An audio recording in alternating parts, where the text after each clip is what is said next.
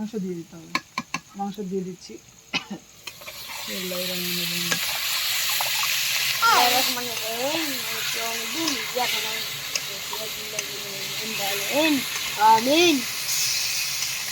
এই যে আমরা মাংসের রঙ এখন হলুদ দেওয়া হয়নি।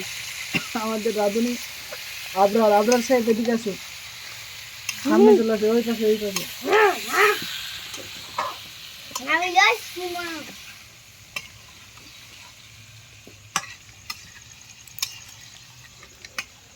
এটা হচ্ছে রেডিমেড মাংস, রাঁধুনিটা দিয়ে দেওয়া হলো।